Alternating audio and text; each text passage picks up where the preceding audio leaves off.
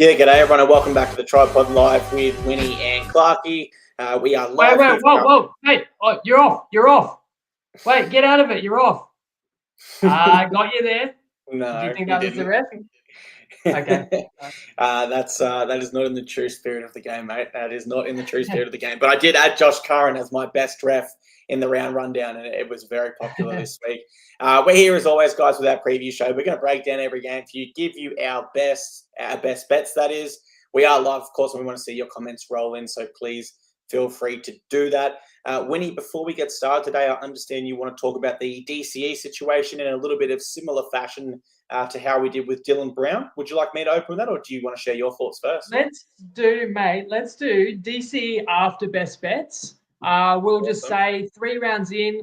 I feel like I'm a bit stiff to only be 4-4 on the best bet so far. When you consider, like, you got the Sharks in round 1, that's very close. You get backdoored. You got a Titans Dogs under, and look how good they both defended the week later. Even taking Parramatta on Sunday Arvo, and I took them first half, and they covered the full game line. Whereas you look at every best bet that's won, all 4 have cruised to victory. The mixed matchups have somewhat reflected that a bit better. At least we are 2-1, and we won at $2.30 by 12 points on Saturday. And I just want to make one more point about the first 3 rounds and why it's so hard to draw form lines. Follow me through with this. Canberra flogs New Zealand. They're in a different class in round 1. But then New Zealand flogs Manly. Manly can't even get close to New Zealand in round 2. You know where I'm going with this? Round 3, Manly flogs Canberra. So instead of a straight line in form, as I sometimes say, it more so resembles a game of paper, scissors, rock. Yeah, absolutely, man. The NRL is the most unpredictable league in the world. I say it all the time on this show, but I think it's particularly important on a betting show that a few years ago, a bunch of data scientists came together and they combined every single professional sports league around the world to determine which is the most unpredictable in terms of underdogs winning, etc. And at the time, it was the NRL. I'm not sure if that still stands true, but to even be up there in the top 5 shows that it is a really hard sport to not only tip, but of course, when we're talking betting, we're looking for at least $1.80 value on best bets. So we're typically going for that line and playing our hand that way. Let's go to the best bets now, mate. We're at a 4-4 record for 2025. What have you got for us in round 4? I've got a few that I liked, mate, and others I was really close on. I'm going to begin by taking your Titans Friday night against the Roosters, and I'm going plus 8.5, which is an alt line on Ladbrokes and Neds. They're at 7.5. At $1.95, which I think is too high, but I will buy the extra key number of 8 as well, just because I don't see that much between these sides. I know Counter Kinney's a big out, but as is Connor Watson for the Roosters. And last year, it was a different story. We watched these two hook up actually late in the year. But this year, the Titans are much improved to me. The Roosters are not quite the same side, albeit they did slay the champs in round 2, but I think I'm getting too many points with the Titans. Then I'm going to take my Finns on Friday night in the Battle of Brisbane. I'm going to play it as a same gamer just because there's an alt line I want to play that Dabble at the moment is not letting you play it as a single. So follow this through as well. Dolphins plus 14.5, which is $1.85 on its own, but I have to add Brisbane team total under 44.5, and it gives me $1.86. I get 1 extra cent. I don't really want the extra cent, but I'm confident that if Brisbane scores 45 or more, that the Finns probably aren't covering the line. So that's okay. So I'm going to get $1.40. I'm going to get 14.5. It is $1.77, $1.78 elsewhere if you want to do it a less convoluted way. But I think it's worth it for those extra 7 cents, and I need that to qualify as a best bet. And again, I think this line is too high for a desperate side in a derby game, with their home members actually packing out Suncorp. Similar to what we saw with North Queensland, I think the Finns are every bit as good as North Queensland, who did keep it reasonably close in Brisbane. So I think that the bookies have gone too big on a line because Brisbane's so popular with the punters. And then speaking of the Cowboys, they're at home as well and are also desperate, and I think will win this week with more class in their spine than the Canberra Raiders and home conditions to favour. So I think Cowboys win. They basically pick them everywhere, although they're a slight outsider on Sportsbet. So I'll play plus 1.5 at $1.86. And finally, I'm going to lay the 3.5 at $1.90 with the Tigers on Sunday. Similar thinking to the Cowboys logic. I've got more faith in the 1, 6, 7, 9 to produce points at home. I think Wests are the slightly better team. They, of course, play the Warriors. And just this extra vigor and energy that we haven't seen around this club for over a decade, I think can carry Wests a fair way. I know New Zealand have looked good the last fortnight. And, in fact, Wests have covered every line this season. But I want to jump on the Tigers before the value dries up anymore, which it may if Wests take care of this one. So that's my 4 best bets. So catching points with basically Titans, Finns, Cowboys, and Tigers. And as I said, I was very close on a couple of other plays that I'll get to, plus some guest tipsters with their best plays again this week to include. But anything stand out to you from that bunch so far, Clarkey? Yeah, interesting. I'm with you on 2 and I'm against you on 2, and I'll get to all my specific reasons as we go game by game. Also excited that we'll have the guest tipsters back this round. Just adds more best bets to the show for you guys, more different angles to consider. I think it's a positive overall, so please jump in whenever we have a tipster giving out their best bet, Winnie. And let's go to the DCE situation. So this unfolded yesterday. It was the Channel 9 News put it out that he has told Manly he will not be re-signing with them past this year. Then their CEO goes live on Fox Sports and says, well, we're going to offer him a 2-year deal and counter that.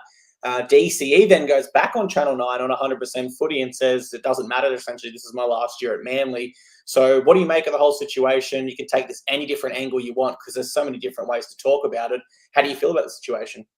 Well, first of all, I knew that his contract was coming up, but I just felt he would definitely make it work at Manly. Sure, he still wants to get a nice pay packet, but I thought Manly might want to pay a bit less because he's coming into the twilight. DCE maybe would even take a little bit less because when you got as much money as he has, does it make that much difference? And he could sell it. DCE could sell it as sacrificing a bit to keep that contending window that at least Manly in-house must believe they're in. Plus, the truth of the matter is, don't we all understand that DCE can be paid back for years to come in, roles, employment with the team, post-retirement. So I was quite shocked when the news broke that he's basically come out and said, I will not play for the club after 2025.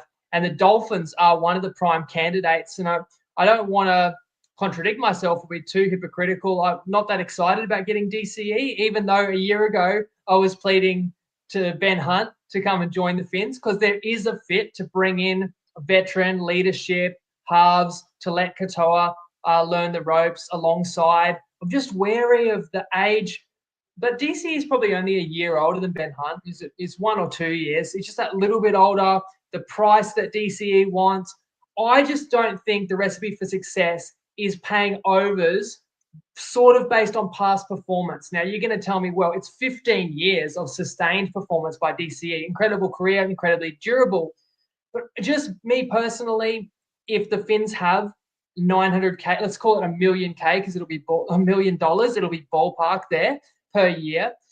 I'd rather try and recruit the next up-and-coming young gun, like we've seen teams where that teams maybe overpaid to bring Callum Ponga in, or you bring in Matty Burton, or even the Dolphins did it. They grabbed the hammer. He wasn't starting in front of Drinkwater, and that can actually be a building block. And there's many names out there. I don't know who the next superstar is. If we knew, everybody would already be lining up. But I'm sorry, they're all Storm players. But you've got Fa'alongo, Jonah Pezzett, Tyrone Wishart.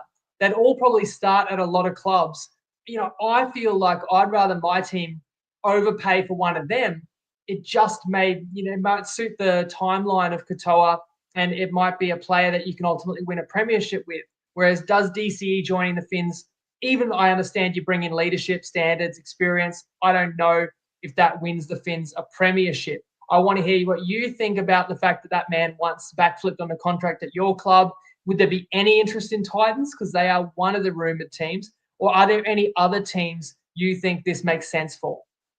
I think from what we're hearing, it seems like Roosters are the favourites and Dolphins are in second place, depending on whether he wants to remain in Sydney or go to the Dolphins. But where I want to take and for the Titans, I wouldn't hate it. I wouldn't love it.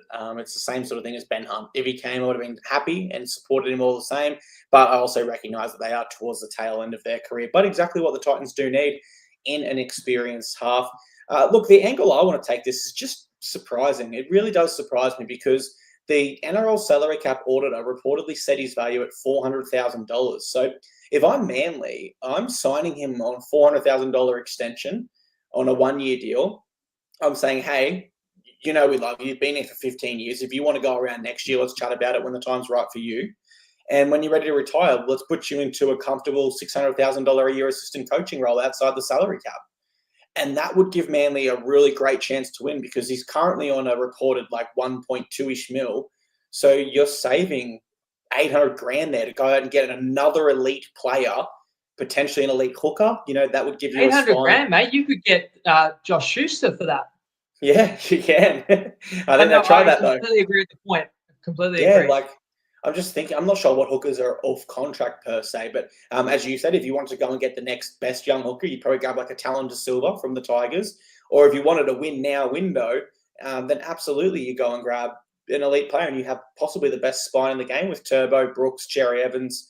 I think Manly is still postured well to recover from this though, because Joey Walsh, who was a schoolboy rugby standout, I think he set up or scored 3 tries in his first New South Wales Cup game over the last weekend. And he'll be partnered with Luke Brooks, who's still an experienced campaigner. It's not like they're throwing a young kid in the deep end. So I think how Manly best recovers from this is at times this year, and particularly in games where they are dominant. Let's go to the Raiders game. Almost telling DC, hey, take your foot off the pedal and let Luke Brooks take over, please. We want you to play a 5/8 role. And get Luke Brooks being used to the one that runs the show so that when Joey Walsh comes in next year to replace DCE, they're ready to go. So, yes, surprised by the situation, mate, but I don't think it hurts. I don't think it hurts Manly too much in the sense that I wasn't going to tip them to win the premiership this year or next year anyway. And that's ultimately the biggest thing you'd be keeping DCE around, right? You wouldn't keep a legend around and go, well, we finished in the top 8 that year because of him. Clubs don't really do that, right? It's a massive story because it is a surprise, combined with the way that it broke, where DCE was live on 100% footy and 360. The journos were getting mail in real time, reporting it all playing out. So you mentioned Roosters, there's an obvious salary cap joke to be made, but the truth is, with the amount of players that have moved on, and Brandon Smith, of course, will go to South, and there could be an early release there. There truly is cap space. So you understand that, well, Walker can play a pretty good role at, second fiddle, or, playing the 6 jersey can still, they could complement each other really well. And the other one that's worth mentioning, another Sydney club where they already have one really strong half, is the Bulldogs. And you speak about premiership window. To me, the Bulldogs are closer to a premiership than Manly. So that is a really interesting one to keep an eye on. The Warriors, I've seen, maybe it's just Warriors fans throwing that out there. They could use the direction. They've got a good pack. I don't know if the fit's there for DCE. I didn't mention Dolphins, DCE, a Dolphin Junior, and coming back to Queensland, obviously. And then the other one is, what if he just goes to the Super League? I just don't know if the money is there that he commands and that he wants. But if the money was right, I really like that for DCE, because you'd sort of, I don't want to say tarnish, but you remain a one-club NRL player, sort of like a Beaver Menzies or something, right? You go over and you can potentially be a legend of Super League. And I feel like DCE could prolong his career. And even if he loses a step, just with his guile and savvy, could dominate in that league.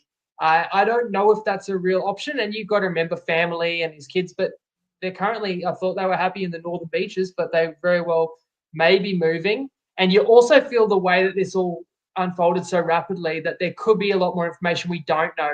Has he ruled out staying at Manly, even though Manly could increase the offer? Is that because DCE already knows where his next location is? There was another story on the NRL website today that he's going to make a call on his Origin future, which makes you feel like, is he considering stepping down from Origin and potentially so that he can be even more impactful at club level? Does that increase his dollar value if he's not going through the demands of Origin?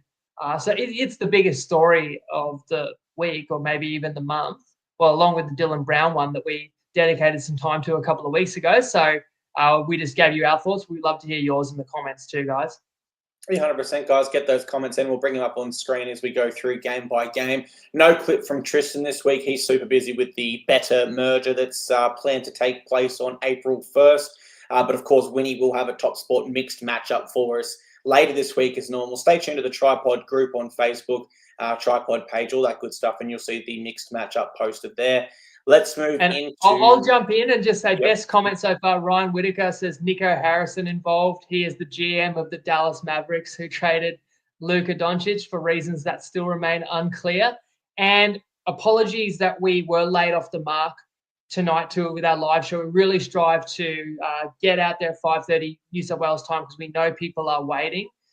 We had an issue with the graphics that I wanted to overlay, which are important to us to show the line and show the game we're talking about. And Clarkey, mate, we tried to troubleshoot it, and you sent me those images again, and the format, it still has changed, or it's still not recognizing in the software I'm using. So we have to proceed without graphics tonight, unfortunately. And it cost us 10 minutes at the start of the show. So worst of both worlds. But nevertheless, we've got plenty of hopefully valuable information we can share on these games. 100%. Let's get right into it. Game 1, Rabbitohs host the Panthers Thursday, 8 p.m. We're at Accor Stadium.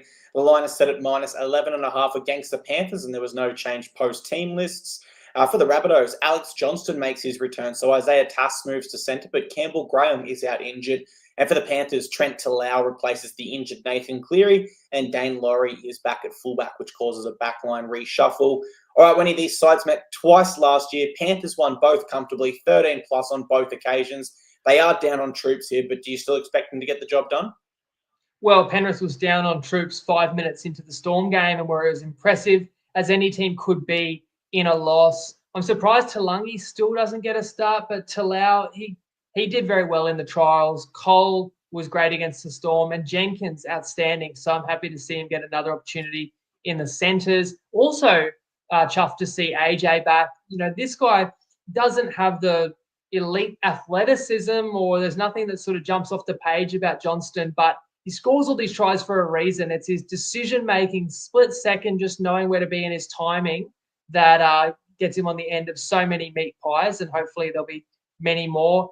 It is sad to see Stretch Graham is out after what he's endured. However, my instinct says that there's just going to be an urgency about the Panthers, who have lost 2 in the trot. How often is this team going to lose 3 in a row? But I feel like Souths obviously are catching Penrith at a great time, the greatest possible time to play Penrith other than an origin round when you got no Edwards and, of course, Cleary out. The line feels too large to me, I have to say, considering that the Bunnies are looking to bounce back from a bit of a shocker in the Shire. But the Bunnies still have that confidence about them. They're still 2-1, and they've got a lot of belief after being written off by a lot of people, including me before the year, to be fair. Then I've got the Panthers, who played unreal in Melbourne, but I just wonder if it's almost like adrenaline kicked in because they were under total adversity and the Panthers had nothing to lose. And I don't think Penrith can play that level, like scoring basically 1 try every 10 minutes against a high-quality opponent in Melbourne without Cleary and Edwards. You can't sustain that. I don't know if Penrith will play that great this week. 365, the line actually ticked up to 12.5. And it's hard to say. I don't want to say if something doesn't end up being a best bet, but I reckon I was going to play that. And then it came down again to 10.5. And then that's where you discipline. You know, you've got to draw the line somewhere. And I left it. So I'll leave it as a lean to Souths. Yeah, when I look at this one down and I break it down, there's honestly not too much for me here. Rabbitohs were brave in their opening 2 rounds, and Penrith are short on troops, but I still think they loom as the more consistent side here. You know, Trent Talau did look good in the trials there for Penrith. So even under strength, I believe they'll win this game. Question mark is, of course, around that line, which I think is carefully placed in a difficult spot, and it could go either way. I would lean the way of Penrith just because we don't see them coming off 2 losses very often, so there would be a big motivational factor for them. And I also feel to break down this Panthers side, you really need a methodical coach that studies the X's and O's of the game. And we kind of know Wayne Bennett, that's not his coaching style. He leaves the technical components to his assistant coaches and is really a motivator of people. But I similarly think that could work in their favour here, motivating the troops to bounce back after a disappointing performance last round against the Sharks, and very different conditions. You know, an afternoon game against the Sharks in the hot Saturday sun. Sharkies get a roll on with momentum. It's always different to a Thursday night game. So I don't really feel too strongly either way here, guys. If you're asking me to lean one way, I will say Panthers, but I don't feel too strongly about it. All right, at game 2, Roosters host the Titans Friday, 6 p.m. We're at Allianz Stadium. The line was set at minus 5.5 against the Roosters. That moved ever so slightly to 6.5 with news Keanu Tinney is out for the Titans. So Jalen de Groot goes to fullback For the Roosters, they'll be without Connor Watson, so Zach Docker-Clay moves to hooker, Nat Butcher and Lindsay Collins returns for them. Alrighty, many of these sides met once last year, and we had the pleasure of actually being in attendance with some other TryPod members. But you think this will be a spot where the Titans can get some revenge for that game? Well, there wasn't much pleasure for Titans fans that afternoon. The Roosters blew them away. But after a really important win for the Gold Coast and an impressive one, just because the Titans defended their way to victory on Saturday and needed to set the tone for this year and believe in themselves that this year can be different. And I always feel like there's points in the Titans, but are they tough enough to actually win the lion's share of games? I know the Roosters redeemed themselves after their first game. That was a Herculean upset of Penrith, but the Tricolours couldn't replicate that spark in attack, falling quite flat at Mount Smart, which was fine for the best bet. We had unders there, and you tipped a Warriors win. And as I say, last year, towards the end of the year, the Titans were a lame duck. The Roosters were still pushing towards top 4, So it's a very different teams and different scenario this year. And I do think the Roosters have the edge in the pack, and you can call them the better team, plus home advantage, but it's not a huge edge anywhere. And I don't trust the Roosters halves, the Panther slang aside. So I feel like they're quite evenly matched teams, and the line's simply too high, even accounting for what you will lose in Kinney. You do have a couple other fullbacks on the field, just wearing 6 and 7. And the line was as low as 4.5 and as high as 7.5, which is pretty rare. Maybe the 4.5 was anticipating Kinney in, but I actually thought that was a more reasonable and more fair line. I think 7.5 was clearly too high for me. And then to get the old 8.5, which is the best bet, only sweetened the deal. I do also have Benny, who I want to talk about. Benny from Benny's Best Bets has a play on this game. But let's hear your thoughts on how this one goes, mate, being your team that you know intimately. Yeah, I broke this one down yesterday for my Titans podcast. So breaking it down from that lens, I hope there's not some subconscious bias creeping in to my analysis here. But I do feel this is a winnable game for the Titans, despite being underdogs here. I think they're the biggest. No, they wouldn't be the biggest underdogs this round, but certainly they're up there. The Roosters, I just thought they looked disjointed in attack last round against the Warriors. And you take Connor Watson out, not only is that another change to an already struggling spine that doesn't quite have the reps together in Townsend, Teddy, Smith, and now Watson being out, but he's also done a lot of work defensively for them this year. So that is a hole that certainly appears in their roster for me. Meanwhile, when I look at the Titans, this is a side, in my view, that will be desperate to replicate their defensive efforts against the Knights.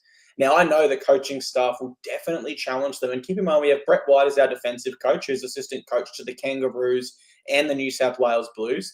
And, of course, Des Hasler, another really tough marking coach. They will tell this Titans side, hey, if you don't go out and repeat that defensive effort this week, last round matters nothing. So I do see our players being motivated here.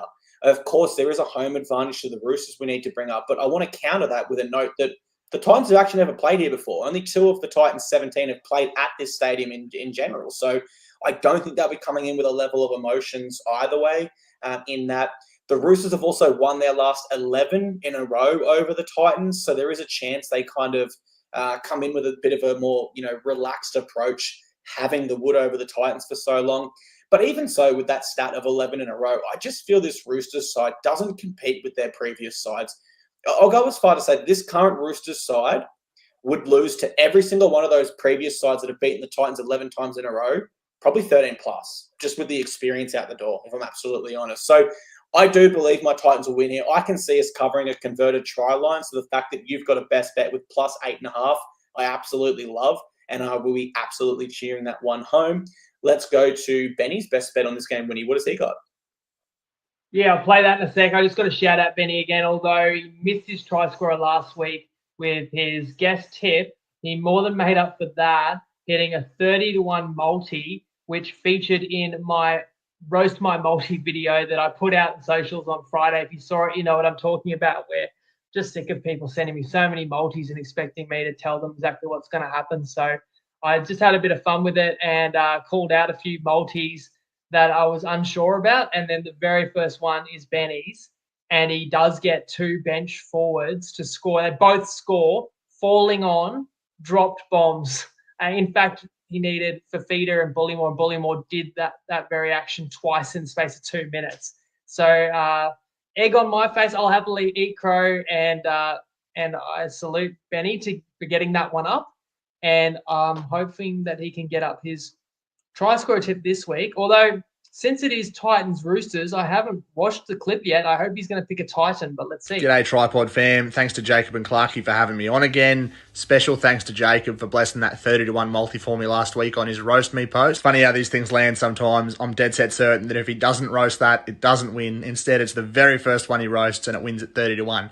Unfortunately, Hammer didn't score, so my best bet didn't salute this week, but I'm back with another one for you. This week, we're taking another fullback, and we're going to lock in James Tedesco at $2.35 on Bet365. Historically, this has been a great matchup for Teddy, scoring in 7 of his last 8 matches against the Titans for 10 tries, which at face value sounds great, but I'm not over-relying on a favourable historic matchup. The Titans have leaked fullback tries more than any other team in the comp. Last year, it was 20% of the tries, and I think that was 24 tries across 15 games. They didn't concede one last week. Law of averages says they'll concede one this week, especially at $2.35. I think that's a pretty good price. Let's lock him in. Best of luck if you follow. Let's hope we can salute this week. Cheers, lads. I always love a Teddy anytime try scorer, whether he was in the Blues, Kangaroos, Roosters, doesn't matter. Just for the fact that if you're not going to get out of sheer brilliance at X Factor, you know he's got the fitness to always be up around the ball when there's a line break, looking for a offload. So I'm a big fan of Teddy, and even though I'll be supporting the Titans, I think that's a really good chance of hitting as well.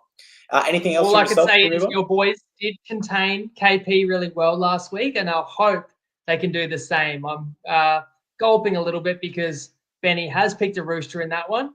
But, try scorers aren't the easiest to pick, and you can easily get a try scorer salute and still cover the line on the other side too. Now, happy to jump into the Battle of Brisbane. We've just covered your team, and you mentioned that it's a little bit harder to judge when it is your own side. So, and I've got a best bet on this one, but hopefully I can also put my bias aside and make a strong case. Yeah, reverse psychology. Just talk the tip up as much as you can this week. Do not roast it at all. And maybe that'll be the secret. Let's move into the Battle of Brisbane, guys. It's Game 3, Friday, 8 p.m, Suncorp Stadium. Line is set at -13.5 against the Broncos, who do welcome back Tony Staggs. So Dean Mariner drops out. No changes to the Dolphins. And in my opinion, this is Rugby League's newest and possibly greatest rivalry. I really enjoy this contest, the Battle of Brisbane.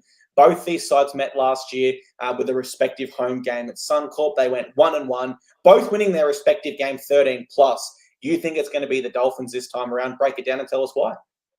It may not be a Dolphins win, but I am getting the plus 14.5. And someone commented that you can just get that now on Sportsbet at $1.83. It wasn't, half an hour ago, unfortunately. I would have probably made that a simpler best bet. But mine is the same gamer that also includes the leg Brisbane under 44.5. Essentially the same thinking.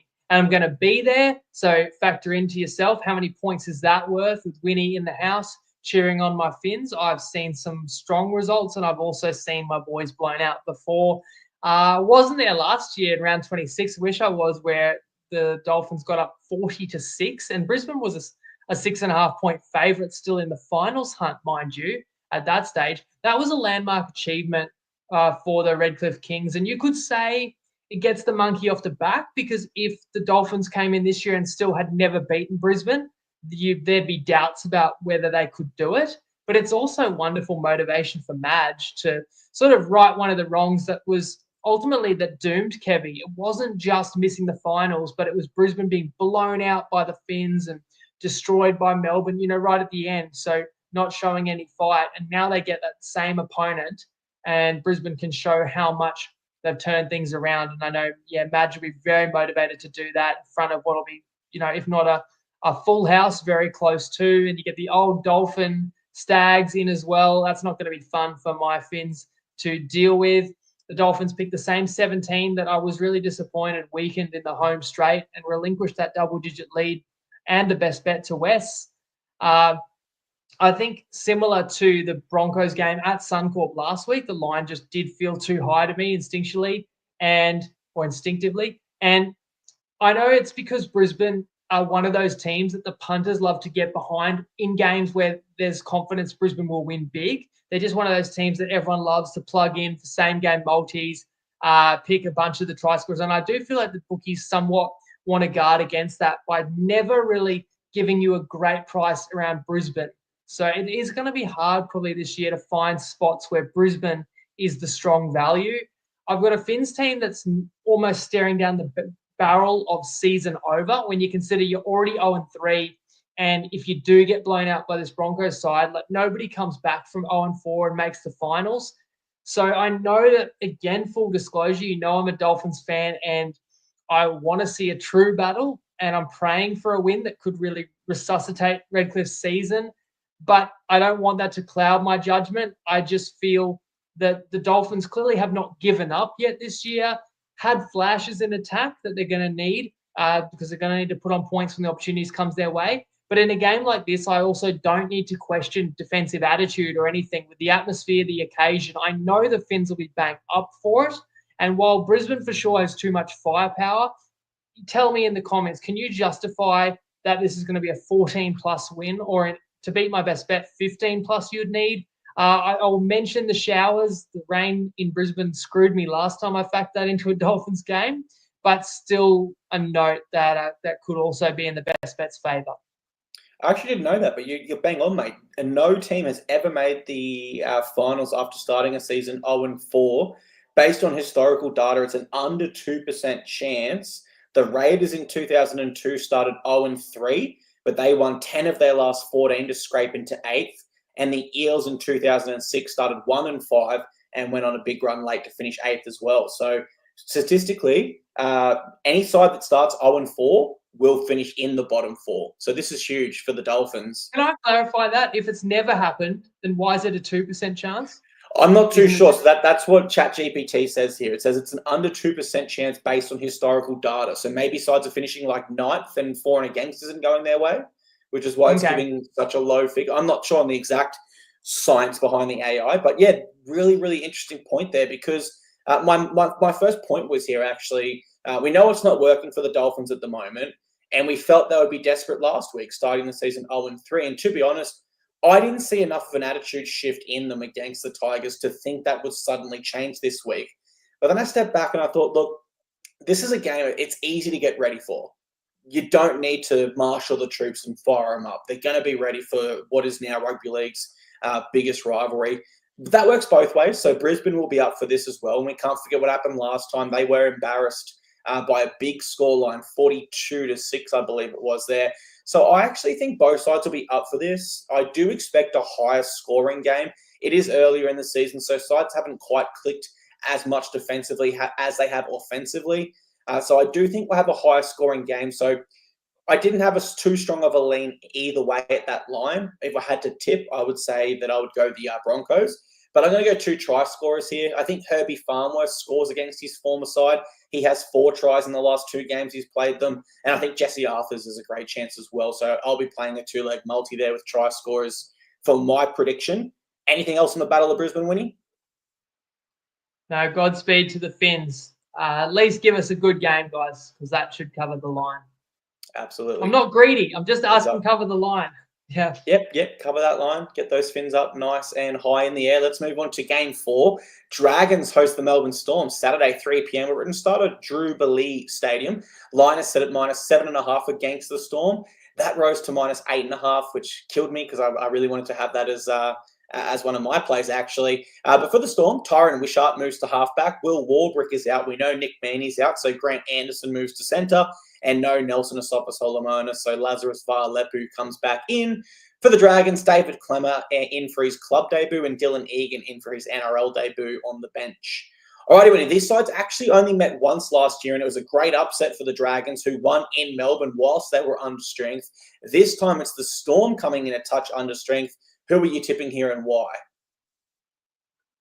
Well, let's just remember last time we saw St. George, they blew that Bunnies game. And Flano openly said he would flog his winless side over the bye week. So dare I say, there probably wasn't a lot of R&R, not an overly enjoyable fortnight for the Dragons. But knowing that, it's clearly the team you probably want to look to because they've been punished and they really need to prove something. And you do catch Melbourne at a good time in the sense that there's no Jerome Hughes. But you have to think that Bellamy would have been quite unpleased himself that his star-studded side didn't punish quite a compromised Penrith. And then the other issue for St. George is the fact that the Dragons shocked the Storm in Melbourne last year. And I feel like Melbourne remembers that because Melbourne would consider that one of their worst games of the season. And really, when you look at how good St. George were on that night, how did the Dragons miss the finals? You know, that it was in their destiny was in their own hands, St. George, and it was winnable games to end the year. And of course, the Dragons let that opportunity slip. And more of the same this year when you look, the Dogs were too classy. But again, that Bunnies game at home, the Dragons should have taken care of that one. And now maybe the Dragons will be improved here, but sometimes that's not enough because it is such a step up in class. And the Storm are the sort of side that can handle missing the reigning Dally M. This isn't like taking Turbo out of Manly, although that's not a great example because Turbo that Manly toasted the Raiders anyway. But when you've got so many playmakers like Melbourne does, others just take a greater share of the workload, and Wishy gets to strut his stuff in the halves. So I don't want to go against a desperate Dragons at home, but I also don't want to get out in front of the best team in the comp who are on a long turnaround that somewhat offsets the Dragons' bye. And I think Melbourne also have a point to prove for the revenge factor and disappointment in how close Penrith got last week too. I think that's definitely a factor here. I'm a little bit nervous. Colt from YouTube says that he's got Dragons at the line at his best bet. And I can see Undertaker as well said he's gone Dragons here. I'm feeling confident on the Storm here. Now, there is a weird stat at play. The Dragons have actually won 3 of their last 4 over the Storm at this venue. So that was certainly unexpected for me, but we must know they've been strong over them here. But I do think the Storm will win here. No doubts in my mind, actually. When you look at last year, so more recent history, they won 10 of their 12 away games. That was the best in the NRL, or equal first in the NRL. And while Shane Flanagan typically has done really well coaching against the Storm since he won the 2016 grand final over them, I just don't believe he has the right troops here for that to occur. I can see the Storm being not as hungry as the Dragons, who have the benefit of a bye, but enough coming off a disappointing performance where they will also be looking to correct things here. And I also believe the injured player theory applies here, where I can see the Storm players stepping up in Jerome Hughes' absence. And if there's any club that's postured to step up in the absence of a reigning Dally M winner, it is the Melbourne Storm, who we've seen players come in that were fringe first graders before and look like stars. And we've seen players just jump in and seamlessly get the job done for so many years now. So my prediction here is Storm at the line. I feel more confident on this pick than others. I think they will cover that line and defeat the Dragons quite well, actually. Alrighty, Game 5. Cowboys host the Raiders Saturday, 5:30 p.m. We're at Queensland Country Bank Stadium in Townsville. Line was set at -1.5 against the Cowboys. It is now a pick'em. No changes for the Cowboys. For the Raiders, they get Joseph Tarpany back, but they do lose Morgan Smithies. And these sides met twice last year, Winnie. Cowboys won both of those games 13+, but it must be said, this is a different Cowboys side this year. But you at least think they can find some groove at home here against the Men in Green. Yeah, and I'm backing the Cowboys because they pretty much have to. And you gave the stat just before, so it applies to the Cowboys. And the difference between the Cowboys and the Dolphins, they're both 0-3, but the Cowboys sort of can control this result. If the Cowboys play their best, they will win. If the Dolphins play their best, they may still be outgunned by Brisbane. So when you can control your destiny and your season's destiny pretty much on the line, it's a good spot generally. And we'll see what Cowboys are made of. And the fact that I just saw enough flashes and enough heart out of North Queensland last week gives me that little bit of extra confidence. The Raiders were pretty poor, although Sticky wasn't he absolutely steaming in the press conference and making it out to be that it wasn't his team's fault. And look, some rough calls for sure, but I feel like Canberra will have a bit of a bruised confidence and we're, at one stage the score was 40-0 and you're really going to blame officiating. I found that a little bit curious. And I wonder if you're giving your team a little bit of an out and too many excuses. But Ricky's also smart enough to know that he can deflect from his young side and make the storyline himself and take pressure off a team that missed the jump and was not tough enough even when they were down to 12, and even understanding that so much possession went against Canberra. I feel like the Cowboys know if they control possession, that the Raiders will feel the pinch a little bit in the humidity up north. It's going to suit a tropical team, still being March. I know Tapane comes back in. I saw that in the comments that some people like the Raiders adding muscle to a pack that, totally dominated the first 2 games before being gassed last week. But not that Tal Malolo is the same player anymore, but there's something there to stiffen up the North Queensland middle. And I just feel at home, desperation. You've got your home faithful helping fuel you as well. If the North Queensland pack stands up, then I'm very much convinced that the Cowboys win this game, because I've got Drinky, Dearden, Robson to crack Canberra's defence. And I do think that gets the Cowboys the 2 points. I would have played him as a best bet at Pick'em. I actually found +1.5 as well. So for Fogarty, field goals the difference. Happy days. Unfortunately, I'm not with the best bet on this one, Winnie. I'll break it down as to how I'm seeing it through my lens.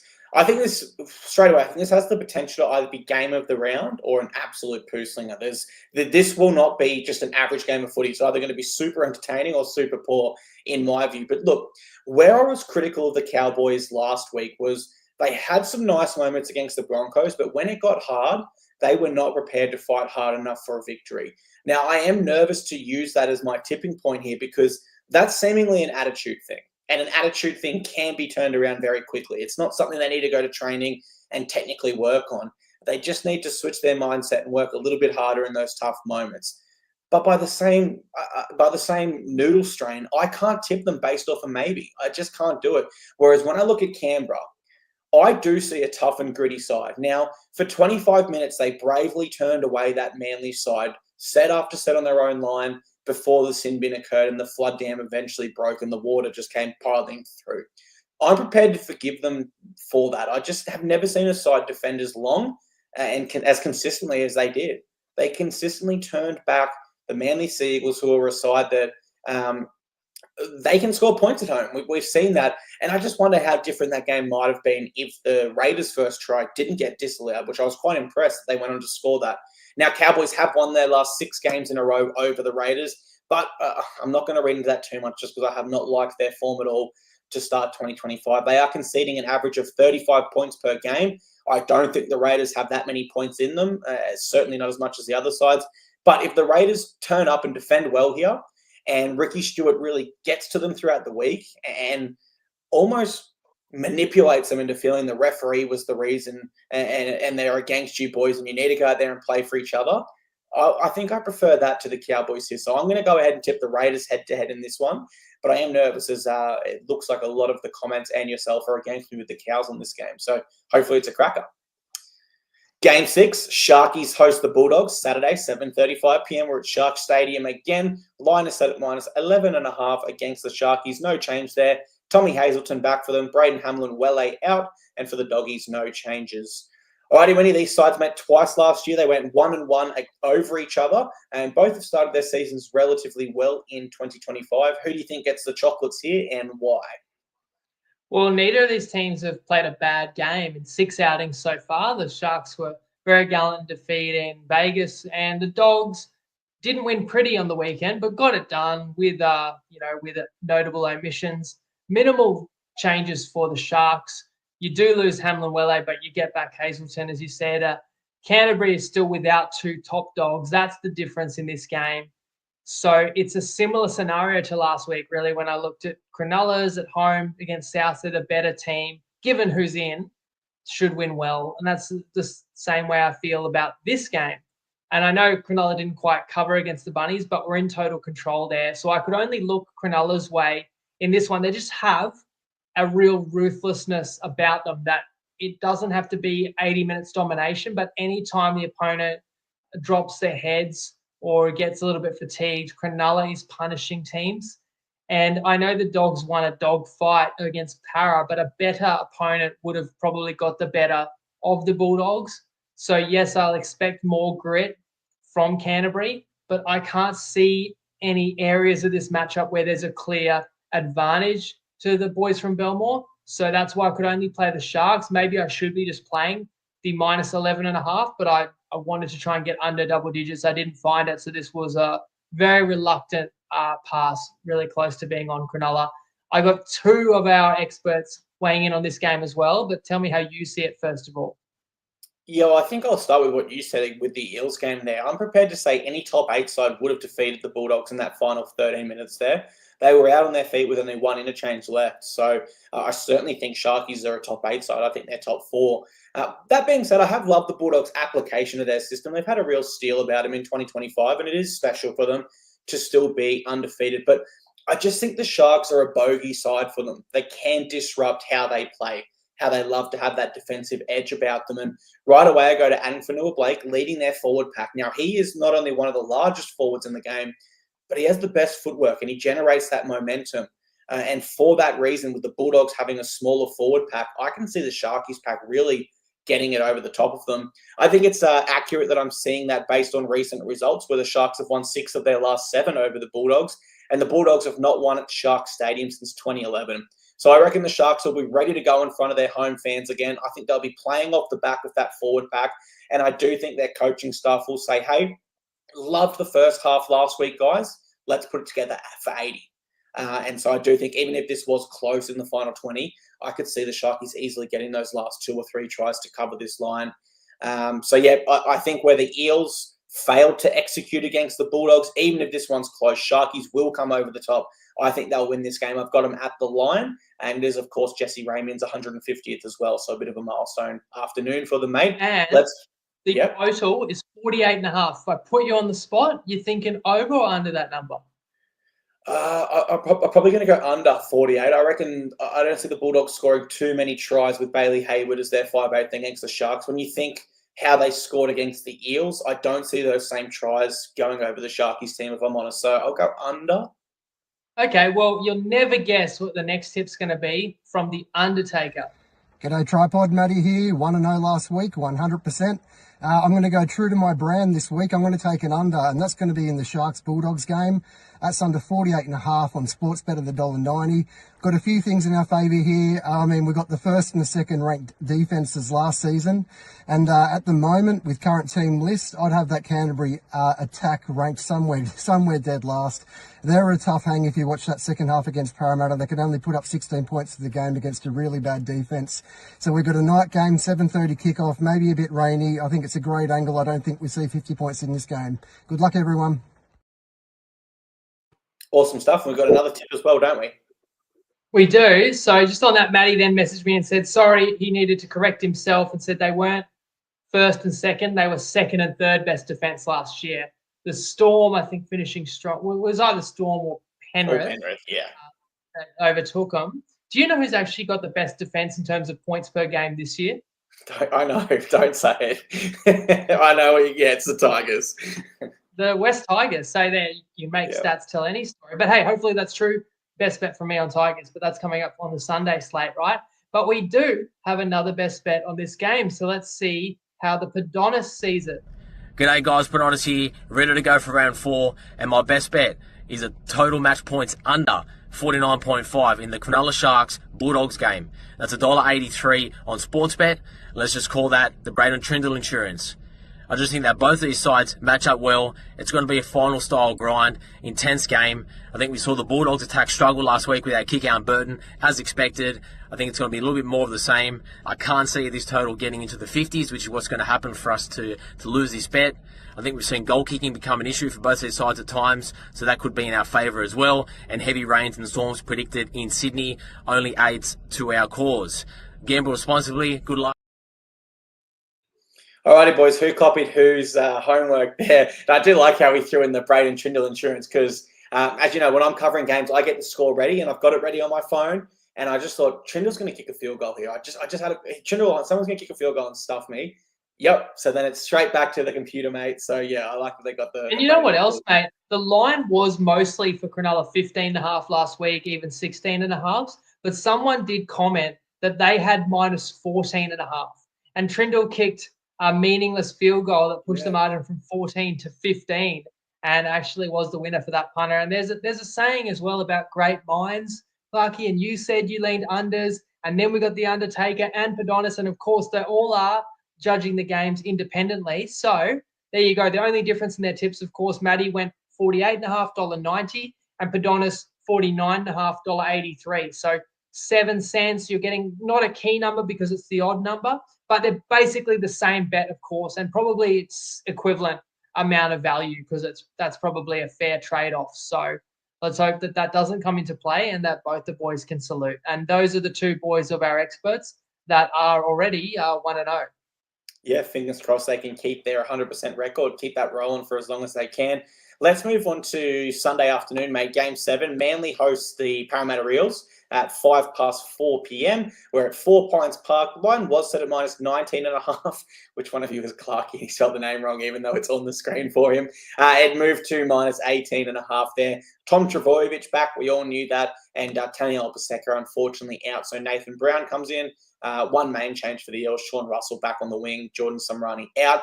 Now, these sides did meet twice last year as well, Winnie. They went 1-1 over each other, but Manly have been devastating at home to open 2025. Do you expect that theme to continue here? Well, you've got one team that's just in absolute disarray. And it's not the 0-3 Eels. It's a team that can't even keep their own captain. He wants to leave, right? So how's Manly going to play? Now, it's not quite. It's probably a good time for Manly to get a soft kill, and then DCE can show that regardless of what the future holds, that he's got total commitment and he's going to play very well, as the Undertaker does say. Manly 80-0, and Manly did that last week without Turbo, just about. So now Turbo's back in, and you wouldn't risk him if he wasn't right.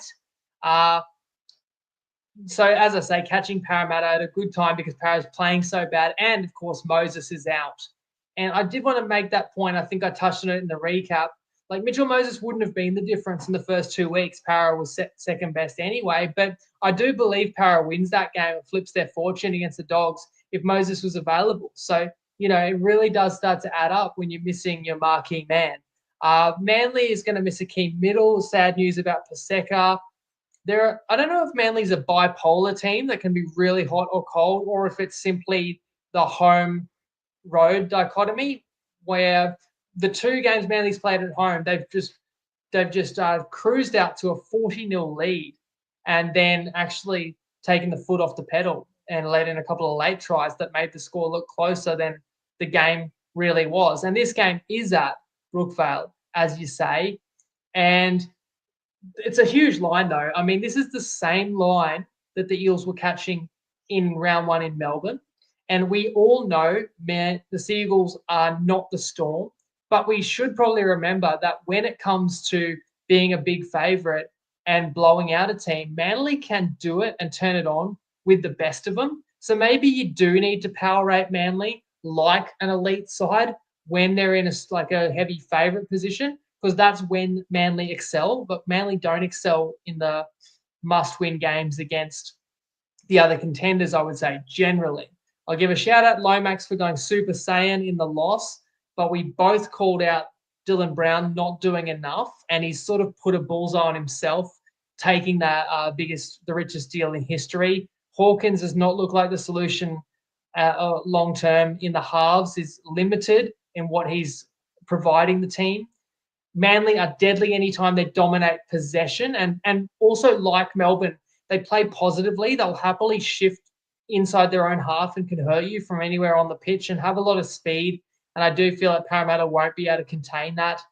So although the line seems to be too high, and I mentioned on the recap as well, all the big favourites failed to cover last week. I think the reason is that Manly's another team like Brisbane, like Penrith, like Melbourne. When the punters expect them to win easy, they just load up on the same gamers.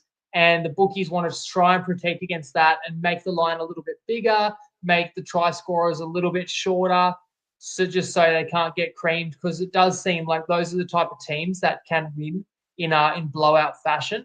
So I'm not really confident that Parra gets a result here, but when the line's approaching 20, you don't need to necessarily pick a team to win. I still think Parra have solid players who should be playing for pride. It is the nationally televised Sunday Arvo game, and I probably should be on Parra here, but I wasn't brave enough, so I've passed with a lean to the blue and yellow. And another reason for me is because I think Manly's so popular. I didn't really want to play plus 18.5, knowing it probably does get into the 20s by kickoff. I think in terms of tipping this game, the only tip is Manly. I'll be shocked if anyone's actually tipping the Eels to win here. But when you do introduce that line, it does make it more interesting. Look, there's a couple different ways here where it can work in the Eels' favour. Is the Daily Charity Evans situation fully honest from all angles, or has there been some kind of falling out there? Do you think there has? Maybe that disrupts the side. That's really, honestly, there's not too much going on there for the Eels. They had a bit of effort last round, but yeah, I can't see too much changing here for them. Let's start with the home ground. Manly have won 7 of their past 8 at 4 Pines Park. Their last 2 wins have been absolutely electric. Meanwhile, the Eels have only won once here from the last 6. Now, Eels were able to stay in the fight against the Bulldogs, but I think that was largely thanks to Burton and Kikau missing, which is extremely important because their points typically come down the left edge. Manly, they're just not in the same ballpark there. They will attack early, they will attack fast, they will build pressure, and they will ultimately defeat this Parramatta Eels side. Now, a line of 20, that's significant. I would have to hope the Eels could contain them. I hope they could contain a 20-point 20-point line. So I lean with them there. My tip is, of course, Manly. The other thing that I'm looking at here, Winnie, as a potential is where we spoke about the Panthers in that sandwich spot. Do the Seagulls overlook the Eels here? Do you think potentially, given, including this game, 3 of their next 5 will be the Sharks, Storm, and Panthers? So do you think there's a risk that this could be a sandwich spot for the Seagulls? That is a fair point. And if there's any doubt about Turbo, you definitely will kind of feel we've got bigger fish to fry and we could win anyway. And those are reasons why I don't think Manly's a sure thing to win big. But it's just we've seen them in this role when they get their tails up, that they're as capable of anybody as turning it on. That's what's turned me off playing the underdog here with the biggest of the week. It's a big line, yeah. And I think like whether people say Manly are flat track bullies or whether they think they're genuine dark horses, it won't matter here. They'll still beat the Parramatta Eels. It's just a question of how much. Let's move into the final game of the round. Tigers host the Warriors on Sunday, 6:15 p.m. at Campbelltown Stadium. Line was set at -3.5 against the Tigers and did not move. They've got no team changes. For the Warriors, Roger Tuivasa-Sheck is out, so Adam Pompey moves to the wing. Rocco Berry returns at centre. These sides only met once last year, Winnie. It was in New Zealand, and the Warriors won by 12 points. This time they meet on the Tigers' turf, and it is an improved Tigers side. You've got the Tigers doing a job here in the final game of round 4. Break it down for us. That's right. Best bet, Tigers -3.5, $1.90, Ladbrokes and Neds. And it is a different West this year that stayed cool, calm, and collected when they were down against the Finns, and better conditioned as well. Ultimately getting up, scoring the final 18 points and getting a big away win. As I mentioned, Tigers, the narrow cover in a loss against Knights, big win over Para, and the win last week means that they're 3-0 against the spread. The Warriors have won 2 on the bounce and obviously covered the spread in those wins as well. So both these teams are shooting for 3 head-to-head wins in a row. No RTS for the Warriors, but it's great to see Berry back for New Zealand. And then the kid, Leotawa, I've been crying out for where's the next Kiwi star player who actually emerges on the Warriors and can play his career for that team. And it could be this kid. I somehow have an affinity for Warriors centers, it seems. Solomon Akata, Connie Hurrell back in the day. So love watching this guy play. They need some playmaking in the outside backs, especially with Roger out. As I said, I'm taking the Tigers in this game because I really like what I see on both sides of the ball, apart from I didn't like it when it was beating my best bet and my team, my beloved team last week. But I'm seeing toughness in defense that I haven't seen out of these Tigers consistently. And, of course, it's the best attack they've been able to offer. And that's because of the recruitment of Luai on the back of you get Coruscant in there a couple of years ago, on the back of Galvin and Buller emerge. And now that's a pretty deadly spine that is, I think, is just going to generate at least one more try than CNK, CHT, Metcalf and Egan. And it pretty much is that simple. And I think possession will be so key because New Zealand plays a high completion, simple style. They want to wear the opponent out as long as the Tigers value possession and don't get too fatigued and too worn out. I think the Tigers will have the more class to prevail in this one. And for me, the line is light. And if Tigers keep winning, it won't be for much longer. But for now, I think still a little bit of value in West. And I really feel like I wasn't brave enough to put them in the top 8, but they're on that trajectory. And I've overestimated a couple other sides where, at this point in the year, I think West would believe that they're a finals-bound side, and they look like one to me. Yeah, I'm still struggling to get a proper read on the Tigers winning, and I think there's probably, looking back on it, it probably has been a little bit of their last 3 years. I just fully haven't been able to wipe my mind with what I've seen and acknowledge that it is largely a fresh side. That being said, I think people can understand my perspective there. It's been 3 wooden spoons in a row. Speaking of 3 in a row, if the Tigers win here, it would be the first time since 2018 they've won 3 straight games, which is just wow for the fans, man. You know to win 3 of their first 4. How far? Like that's also probably yeah, they're probably back when they made finals. Yeah, honestly, it's not out of the question there. Look, they were fantastic last round in chasing down the Dolphins. As much as I hammered the Dolphins for their application late in that game, the Tigers were within a sniff, and ultimately they took they took the pie and came over the top there. That being said, I am going to lean towards the Warriors here. Now, they have won their last 7 in a row over the Tigers, and I just think they'll have slightly more than the Tigers here. Where I'm kind of leaning with my mind is I look at Las Vegas, and their attack was horrible. They came back and corrected it. Their attack was poor last round against the Roosters, so I'm expecting them to spend some time and hopefully correct it and come up with some changes there. That being said, we need to acknowledge, as we did earlier in the show, the Tigers currently lead the NRL for the best defense. Warriors were pretty good defensively last round as well, I thought. So I'm going to go Warriors. I'm going to lean that way, but I don't have too strong of a feel for this game, Winnie. I do have a leg of this in Clarkey's collect, so I'll move to that before we finish the show. I'm going to go Storm, minus 5.5 at the line. As I said, guys, I think the Melbourne Storm are too classy. Yes, we can say the Dragons are coming off a bye and they'll be focused.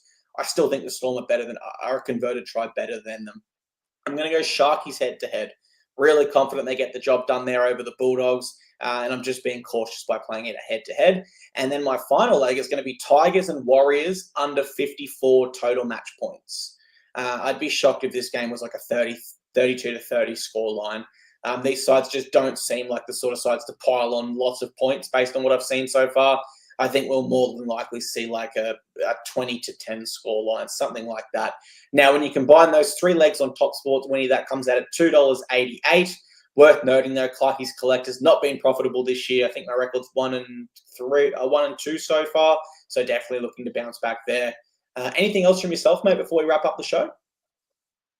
No, I like the sound of that. I know we are sort of head-to-head in terms of a couple of my best bets. I like Tigers.